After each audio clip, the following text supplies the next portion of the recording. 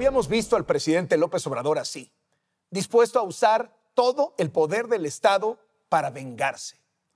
Nunca habíamos visto al presidente tan, pero tan mal, tan fuera de control, hasta sus cercanos lo admiten, y todo porque no ha podido explicar el origen de la súbita riqueza de su hijo José Ramón.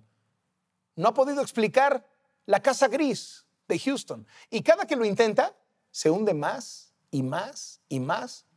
Les tomó 17 días responder, 17 días en los que el escándalo se volvió internacional, porque no solo eran los lujos, la alberca, el cine privado, era que la casa pertenecía a un alto ejecutivo de la empresa petrolera Baker Hughes, que ha recibido contratos multimillonarios del gobierno actual. 17 días después, José Ramón López Beltrán y su esposa Caroline Adams finalmente dieron una respuesta. Vamos a ello. José Ramón hizo un comunicado de 8 renglones y en cada renglón había un nuevo escándalo. Dijo que en 2018 decidió seguir ejerciendo su profesión de abogado y mudarse a los Estados Unidos, donde fue contratado como asesor legal. Pero resulta que para ejercer legalmente en Estados Unidos necesitaba haber cursado casi toda la carrera allá o tener una maestría y pasar el examen de acreditación ante la Barra de Abogados de Texas. Por cierto, su nombre no aparece en los registros de la Barra de Abogados de Texas. Dijo que entró a trabajar como asesor legal de una empresa y que consiguió una visa de trabajo tipo TN. Los especialistas en migración señalan que podría estar violando esa visa si ejerce como abogado sin tener las acreditaciones. Dijo que trabajaba asesorando legalmente a una empresa que se dedica a desarrollar inmuebles de lujo, como su casa. Vaya paradoja, ¿no? Y dijo que la empresa que lo emplea se llama K-Partners y entonces ahí estalló todo. Porque K-Partners es propiedad de los hijos de Daniel Chávez Morán, dueño del grupo hotelero y de cruceros Vidanta, un empresario cercanísimo a López Obrador. No había pasado una hora de que salió el comunicado de José Ramón y ya había sido despedazado en las redes sociales. Si el gobierno traía una crisis porque no daban una explicación, la crisis se puso el doble de grave cuando finalmente la dieron. En efecto, es una empresa de los hijos de Daniel Chávez que me ayuda como supervisor honorífico en el Tren Maya, pero no cobra absolutamente nada. Él no tiene ningún negocio con el gobierno. ¿No tiene ningún negocio con el gobierno? A ver, vamos a ver. Daniel Chávez está en el Consejo de Asesores de Negocios del presidente desde 2018 y es supervisor del Tren Maya. En 2020 fue uno de los selectos invitados a la cena de empresarios en la Casa Blanca después de la reunión entre Trump y López Obrador. Donó 200 millones de pesos a la causa del presidente en la falsa rifa del avión y un terreno de 2,000 hectáreas en el bellísimo Puerto Peñasco, Sonora, para que ahí se construya un parque solar administrado por la CFE. Un parque solar que, por cierto, está al lado de uno de sus resorts, Vidanta, al lado también del aeropuerto del Mar de Cortés, que también es de él. Durante los 3 años de gobierno de López Obrador, ha recibido más de 100 concesiones, licencias y permisos, entre ellos la extensión de una concesión 15 años para sacarle jugo a una playa y hacer ahí sus negocios. López Obrador incluso ofreció a Daniel Chávez la posibilidad de invertir en el plan de apoyo a Nayarit, que incluye un desarrollo turístico en las Islas Marías. Así que el conflicto de interés en Pemex fue uno y se sumó a el conflicto de interés en Vidanta. Y más aún, porque todo parece hechizo. En su comunicado de 8 renglones, el hijo de López Obrador puso una página de internet de la empresa donde supuestamente trabaja, K-Partners. K-Partners se creó en 2018, a la par del sexenio obradorista. En 2019 compró el dominio de internet para hacer su página, pero no le hizo nada hasta el 2022. Bueno, hasta el sábado pasado. Hasta un día antes de que saliera el comunicado del hijo del presidente, empezaron a subir fotos que luego se supo eran fotos pirateadas de otros desarrollos de otras empresas, videos con imágenes pirateadas también. La propia empresa sacó un comunicado diciendo que no es que no tuvieran página de internet, es que la página decía próximamente. Que no es que no subieran imágenes y videos de ellos, sino que decidieron actualizarla anticipándose al anuncio del hijo del presidente. Así lo confiesan. Armaron su sitio web para que José Ramón López Beltrán tuviera algo en qué sustentar su versión. Por cierto, K-Partners tampoco tiene oficinas propias. En la dirección que ponen, hay en realidad una compañía que se llama Vaquero Strategy. K-Partners aceptó en su comunicado que usaba las oficinas de Vaquero. Es decir, la breve respuesta del hijo del presidente no se sostiene e incluso profundiza las peores sospechas. Su actividad laboral en Estados Unidos forzosamente debería dejar alguna huella en registros oficiales y no hay ninguna huella. Tampoco mostró ningún documento que compruebe que recibe un salario acorde con su súper estilo de vida y por el cual pues, tendría que estar pagando impuestos. Y usted sabe que allá la evasión fiscal es cosa seria, ¿eh? Pero bueno, hasta ahí José Ramón. Vamos ahora al comunicado de su esposa, Carolyn Adams. Y empezamos por recordar cuál fue la primerita explicación que dio el presidente López Obrador a las casonas de su hijo en Houston. Ellos se casaron y al parecer la señora tiene dinero. Pero en su comunicado, Carolyn Adams dice que todo lo tiene a crédito. O sea, al parecer la señora no tiene dinero. No especifica a qué se dedica actualmente. Habla de sus orígenes, su trabajo en el sector energético antes, pero no dice en dónde trabaja ahora. Dice que la casa en la que viven actualmente está hipotecada, que su camioneta Mercedes se está pagando. Y sí, reconoce que durante un año rentó la casona gris, pero asegura que lo hizo por medio de un agente inmobiliario y no sabía quién era el dueño. Incluso publica los supuestos chats donde le ofrecieron la casa. Pero, ¿y el contrato? ¿Y los recibos de pago? ¿Y los depósitos de renta? ¿Y el nombre de ese agente inmobiliario? ¿Cómo le rentas a alguien una propiedad sin saber al menos cómo se llama? Porque basta con buscar el nombre de Keith Schilling en internet para que aparezca que es un alto ejecutivo de Baker Hughes, una empresa petrolera que Carolyn Adams debe conocer a la perfección, pues dice que trabaja en el sector energético. ¿En serio, a pesar de sus años de experiencia en empresas petroleras, no iba a saber que Baker Hughes tenía relación con Pemex? O peor aún, el dueño de la casa, ¿en serio no sabía que sus inquilinos eran el hijo y la nuera del presidente de México? ¿No lo puso ni tantito en Google? Así que llegaron las dos explicaciones, pero llegaron tarde y llegaron mal.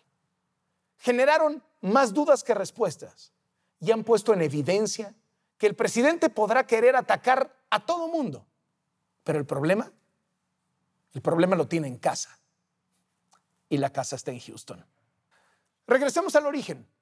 Algo de lo que se reveló en el reportaje de Latinos y Mexicanos contra la Corrupción y la Impunidad, algo de lo que se reveló en ese reportaje ha sido desmentido.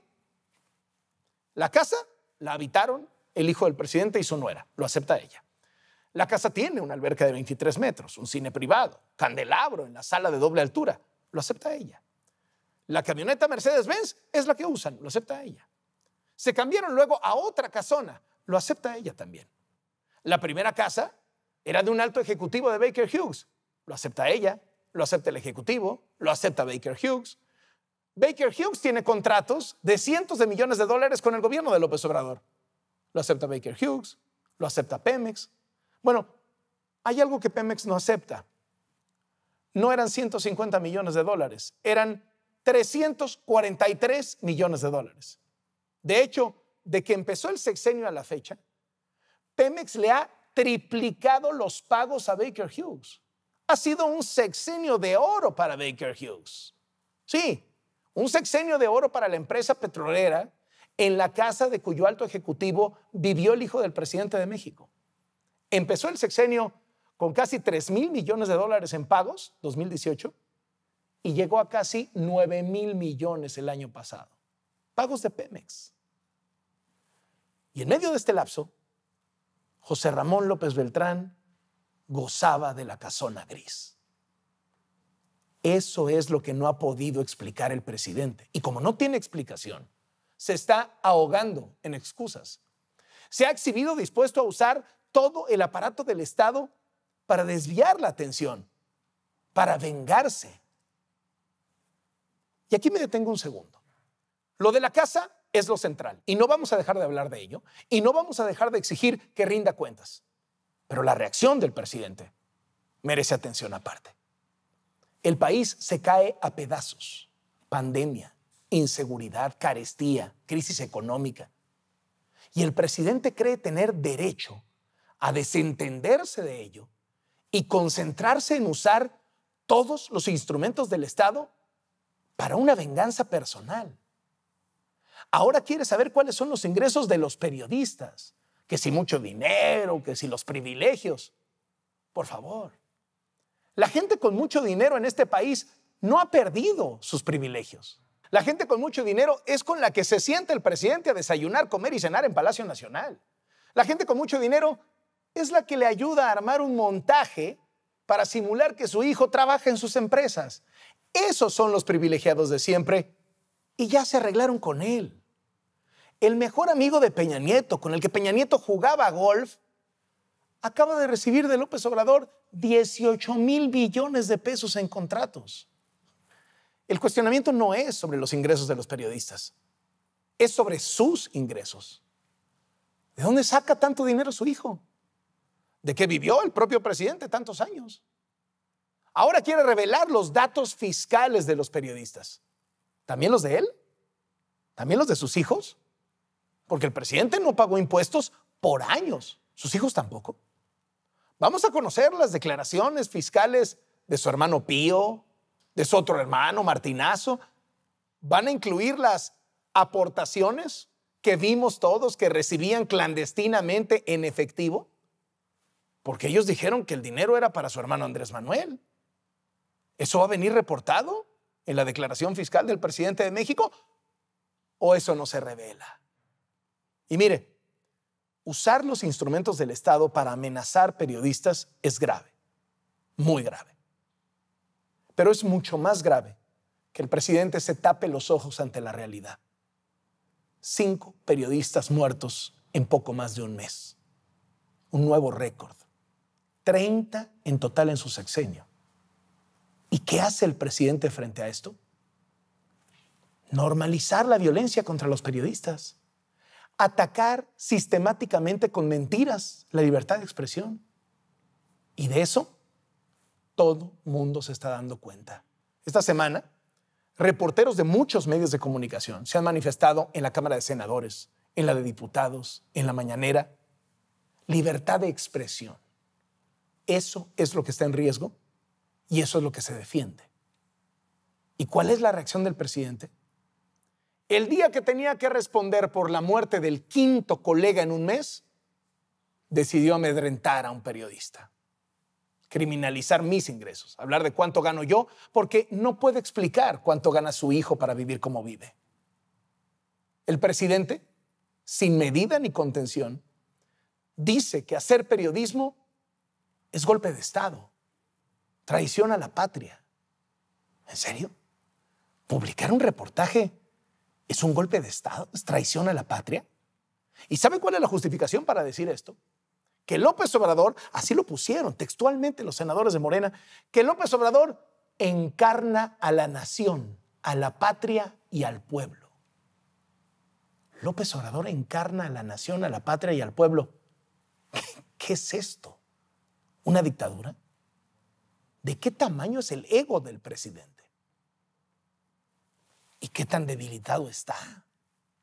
Que necesita que salgan a su rescate figuras políticamente chiquititas, como sus gobernadores, o sus senadores, o René Bejarano, el de las ligas y los billetes. Estamos frente a un debilitamiento acelerado de la figura presidencial. Peor aún, estamos ante un debilitamiento acelerado de la democracia. Estamos frente a un presidente que ha decidido normalizar la mentira. Sabe que lo que dice es falso y lo sigue diciendo diario. Esto va más allá de un periodista. Esto no se trata de mí. Esto significa que el hombre más poderoso de este país puede usar todo el aparato del Estado, todo su poder para investigar, para vengarse, para aplastar a un ciudadano. Y lo que empieza con uno, se puede seguir con todos. El presidente está fuera de sí. Y está fuera de sí porque no tiene argumentos ante la Casa Gris en Houston, porque no tiene explicación. Porque esta vez sus cortinas de humo no le han funcionado. Y por eso solo le queda el ataque. El más mentiroso, bajo y ruin ataque. En el camino, no le importa llevarse entre las patas a la democracia y a las libertades. Lo que no se da cuenta es que se está llevando entre las patas a su propio gobierno. Soy Carlos Loret de Mola. Esto es Latinos.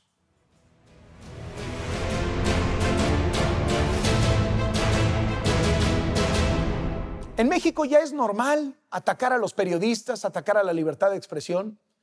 Como el presidente agrede todos los días, pues los demás funcionarios no tienen ningún empacho en hacer lo mismo. Y este no es cualquier país. México junto con Afganistán son los dos lugares del planeta más peligrosos para los periodistas. México y Afganistán. No es casualidad que estemos ahí si todas las mañanas desde Palacio Nacional la consigna es acabar con el periodismo crítico. Son muy pocos los periodistas, mujeres y hombres, que están cumpliendo con el noble oficio de informar. Si ustedes se pasan, pues ya saben, ¿no? Exhibirlos cada vez más como tendenciosos, como prensa vendida, alquilada. Dijimos que íbamos a respetar la libertad de expresión y cumplimos. Muerden la mano a quien les quitó el bozal.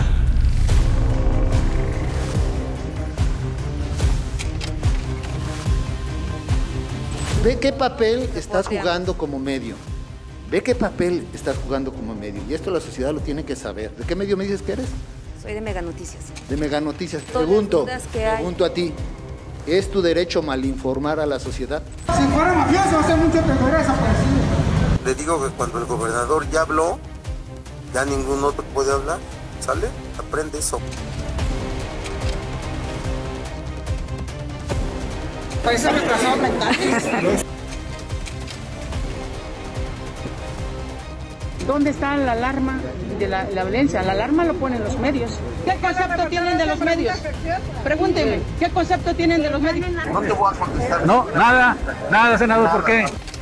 Y tumbar la mentira, la confusión que usan los chayoteros, que ahora son sicarios de la información.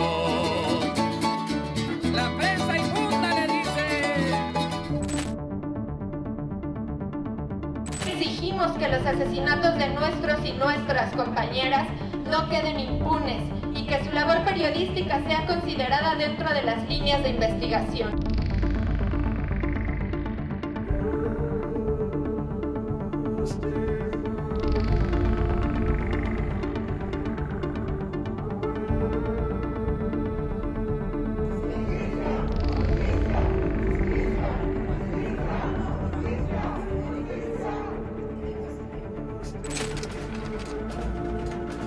Solidaridad por los periodistas caídos desde Calderón hasta nuestros días. Nos queremos abstener, presidente, de hacerle preguntas, porque los principales asesinos de nosotros son servidores públicos.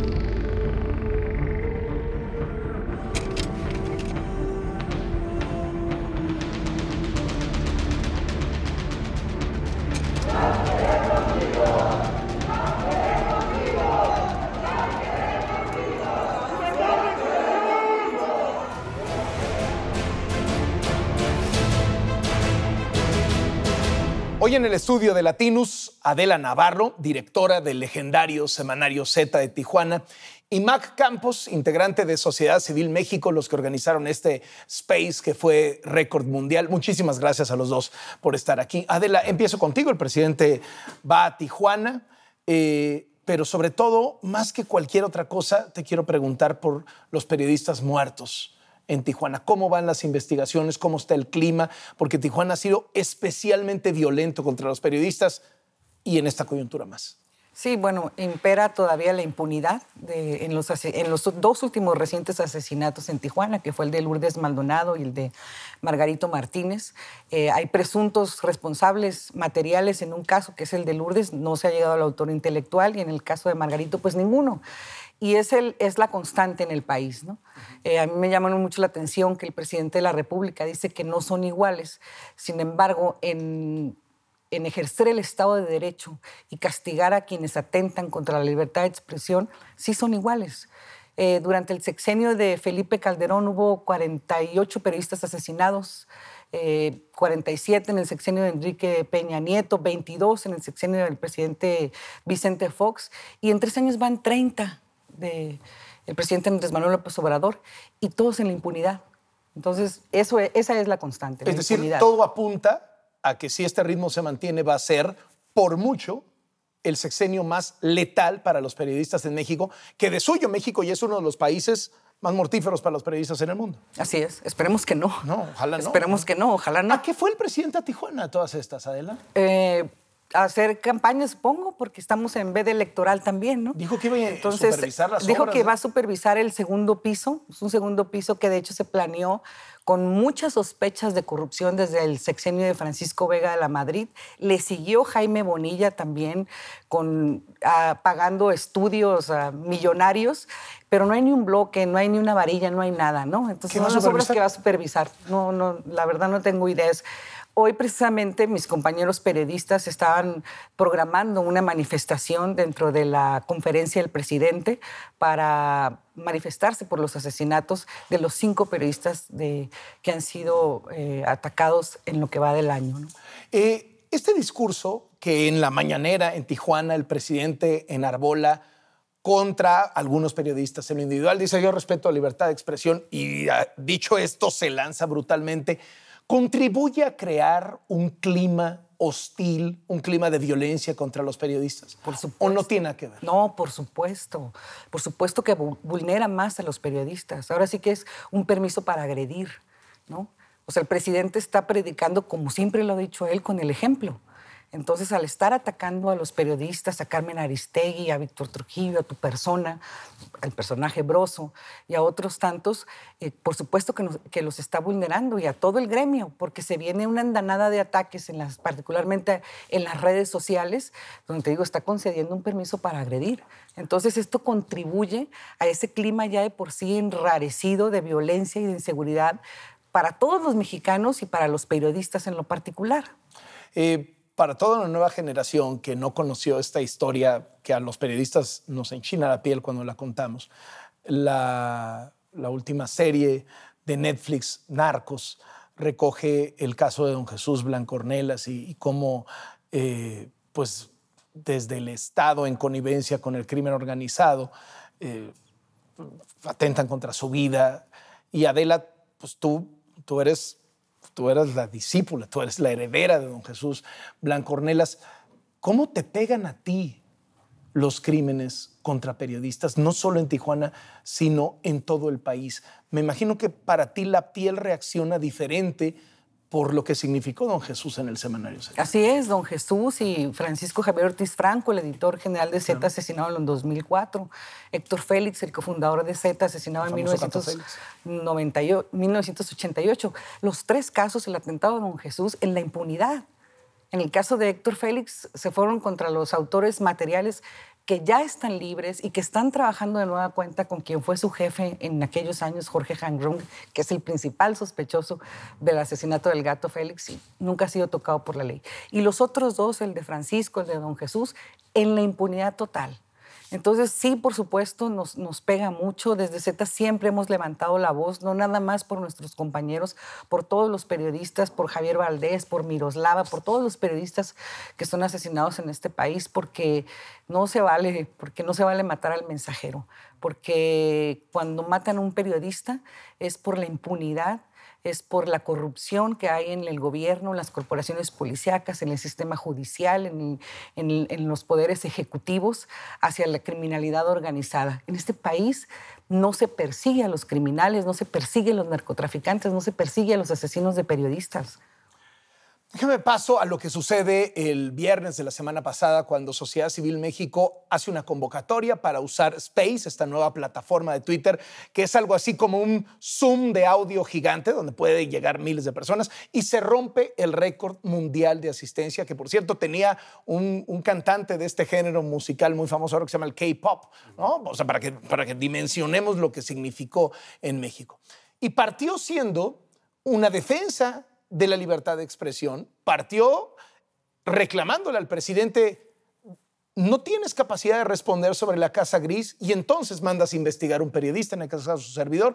Pero yo mismo decía, muy pronto se dejó de tratar de mí y se empezó a tratar de los periodistas muertos, del clima hostil hacia la libertad de expresión y en general de la degradación democrática de México y los múltiples gestos autoritarios del presidente y de desdén a cualquier grupo que no lo alabe, a cualquier grupo que le reclame, que lo critique o que le exija cuentas. ¿Cómo terminan ustedes evaluando ese ejercicio en Sociedad Civil México? Bueno, nosotros creemos que fue un ejercicio muy, muy importante, un parteaguas, porque por fin la sociedad se unió en una sola voz, en una sola causa. Con todas nuestras diferencias, Carlos, podemos pensar de manera diferente todos, nos unimos a algo bien importante, la libertad de expresión y el derecho a ser informados, porque de eso se trata Sociedad Civil México, del derecho a ser informados, del Estado de Derecho, que se continúe con él, y nos unimos. Y eso fue lo que sucedió. No pensábamos que iba a llegar tantas personas. La verdad es que era un space. Sí que nosotros abrimos seguido spaces, 2 o 3 veces a la semana, y esta vez se unió el clamor de todos. Llegamos a puntos de 399,000 personas en todo el space entraron. La verdad es que sí fue un clamor entre todos. Ahora, muchos no estaban de acuerdo con lo que ahí se decía. Twitter no es México, ¿no? Es decir, tenemos que entender muy claramente que hay una enorme cantidad de personas que no consideran esto. En la defensa de la libertad de expresión puede haber más denominadores comunes, pero en la crítica a dónde nos ha llevado este régimen, ahí ya muchos se separan y no todo el mundo comparte el punto de vista, aunque sí fue una manifestación multitudinaria. Sí, de acuerdo. A ver, podemos estar de acuerdo o no con la información que se da. Lo que no se puede es callarla. Eso es lo que no podemos hacer. Y la defensa, sí, efectivamente empezó con Carlos Loret, todos somos Loret, pero terminó en alzar las voces todos por defender ese derecho a ser informado. Y eso es lo que... Y más allá, o sea, porque era defender también al INE, defender a que las feministas pudieran manifestarse sin ser víctimas de un acoso por parte del Estado, defender a las víctimas de la violencia en general, a los niños que no tienen medicinas y que sus papás puedan reclamar y que no sean insultados por el gobierno. Es decir, fue todo un tema de libertades, digamos, ¿no? Es correcto, es correcto. Yo creo que al final del día lo que se logró fue un foro donde todos manifestamos lo que no nos gustaba, lo que estaba pasando en nuestra vida, en nuestro entorno. Y de eso se trata Sociedad Civil, de que manifestemos todos qué no estamos conformes y qué hacemos para construir. Porque queremos construir y queremos abrir el diálogo. Y abriendo el diálogo por medio de la herramienta Spaces. Ese es el diálogo. ¿Qué sigue desde tu punto de vista? Mucha gente se pregunta, ¿y después de esta que ha sido posiblemente la expresión pública de mayor enojo hacia el presidente, cuando ves a un presidente tropezándose, arrinconado, desesperado, más violento que nunca, más agresivo que nunca, qué sigue desde Sociedad Civil? Desde Sociedad Civil, a ver, tender puentes. Queremos seguir tendiendo puentes de diálogo. Nosotros creemos que el diálogo es la única manera como nos va a llevar a ese divorcio que existe entre la ciudadanía y el gobierno, que se vuelve a establecer esa relación. Ese divorcio se dio hace muchos años y sigue aumentando ese divorcio. No quieren que hablemos con ellos y ellos no quieren hablar con nosotros. Necesitamos entendernos. Estamos juntos en esto. Oye, perdón que baje el nivel de la conversación, pero en la mañanera circularon que en realidad no se había juntado tanta gente, que en realidad era un falso récord mundial porque había millones de bots de árabes, ¿no? Millones de bots árabes que habían participado en esto. ¿Qué pasó? ¿Qué fue eso? La pantalla que enseñan es una pantalla de todos los spaces que había en ese momento a nivel mundial. Uno de esos spaces, el primero después de nosotros, era un space de una persona árabe, de hecho muy religioso. Y yo ayer me puse en contacto con él abiertamente en Twitter para decirle, oye, me están diciendo que eres un bot. ¿Eso es cierto? Dice, no, no soy un bot, soy una persona, gracias por comentarlo. O sea, pero esa persona que habla árabe no estaba en el space de México. No, por supuesto que no, él tenía su propio space. Y era el segundo lugar en ese momento. Y era el segundo lugar en ese momento. Esa pantalla es totalmente... Y en Palacio Nacional creían que era un bot árabe. Es correcto, es correcto. Ahí dejamos este asunto. Perdón por rebajar el nivel de la conversación. No te preocupes. Adela, ¿cómo has visto como analista al presidente en estos 20 días, 21 días desde que se reveló el escándalo de la Casa Gris? Pues muy distraído en ese tema, muy distraído, muy concentrado en atacar a quienes considera sus adversarios y dejando de lado el ejercicio del gobierno. Volvemos al tema de la inseguridad. O sea, no tenemos una Secretaría de Seguridad Pública Federal que está desmantelada, que prácticamente es una oficina donde recaban cifras para estar informándolas. Ya no hay operativos, no hay una coordinación con la Fiscalía General de la República para combatir a la criminalidad organizada y al narcotráfico. Se está dejando de hacer. No hay una estrategia. Es una especie de INEGI con uniforme. Así es. ¿No? Entonces el presidente yo lo veo muy concentrado en estar atacando a los periodistas, atacando a quienes le critican y justificando su entorno personal y su entorno familiar en lugar de estar gobernando, en lugar de estar ejerciendo el poder para que en México prevalezca el Estado de Derecho. Y al no haber Estado de Derecho, lo que nos tiene es un país corrupto y es un país donde la impunidad es lo que prevalece. Los escándalos de corrupción se acumulan en torno al propio presidente, hermanos, hijos, sospechas, miembros del gabinete, etcétera. Traes una pandemia con 600,000 muertos, traes una inflación tremenda, una carestía, crisis económica, aumento en el precio de la gasolina, traes los índices de violencia que acabas de citar. ¿Por qué el presidente no está en ello? ¿Es una estrategia, es una distracción, está fuera de sí? ¿Cómo lo ves, Ma? ¿Cómo interpretas a este presidente? A ver, yo creo que el presidente no se está dando cuenta de lo que está sucediendo en el país o no quiere darse cuenta. Y para nosotros, el que traten de callarnos nuestra voz es que él no escuche lo que está pasando. Y de eso se trata sociedad civil, de que nosotros como ciudadanos empujemos a que se alce la voz y se diga, esto es lo que verdaderamente está pasando. No es, nadie puede tener el uniforme de la única verdad. Por más horas que pases en la mañanera, no puedes hacerlo. Necesitamos la información de todos y somos ciudadanos informados y queremos provocar la información hacia los ciudadanos, que exista, que corra, y de ahí nos generamos una decisión de qué es lo que está pasando. Pero a ver, no podemos tapar el sol con un dedo, Carlos. La gente en la calle está preocupada, va al súper y está subiendo, es una locura lo que está subiendo de precios, asesinados por todos lados. Esto tiene que parar.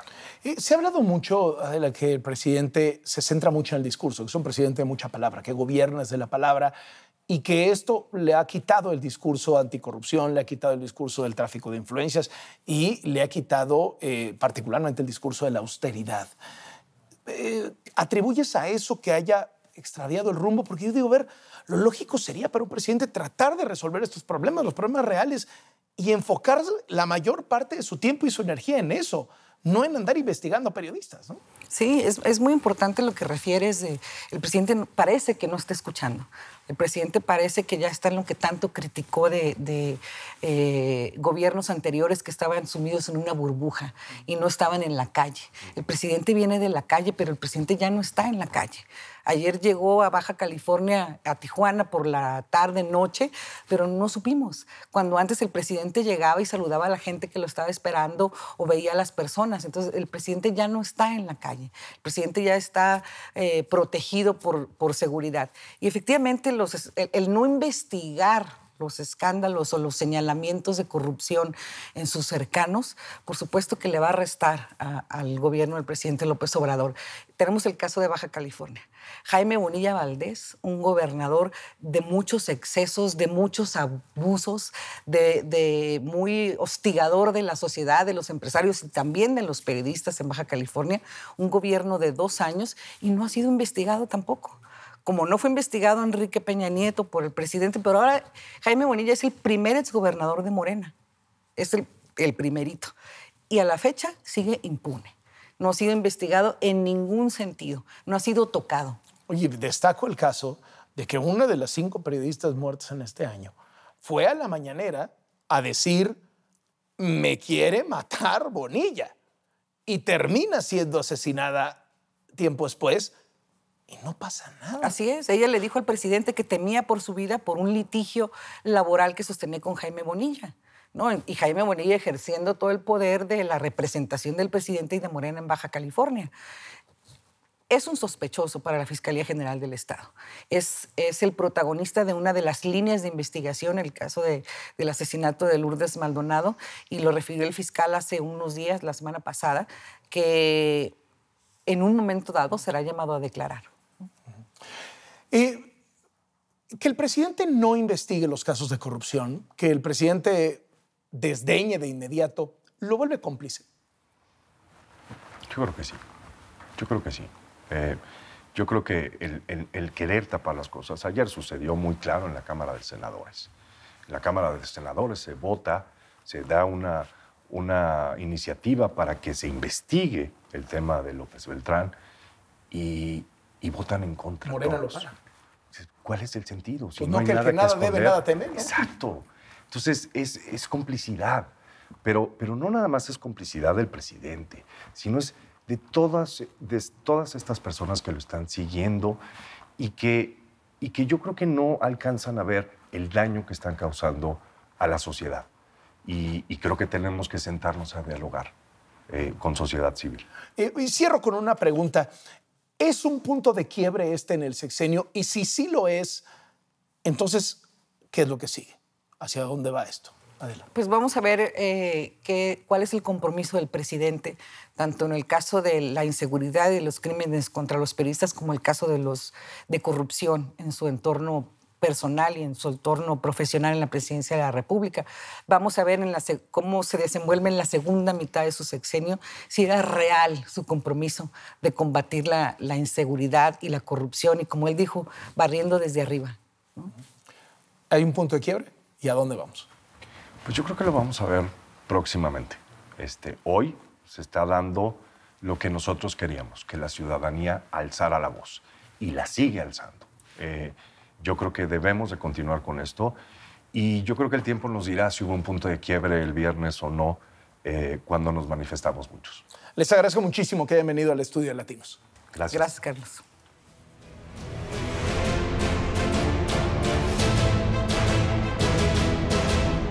Independencia, reforma, revolución. ¿La cuarta es dictadura? Nos vemos la próxima semana.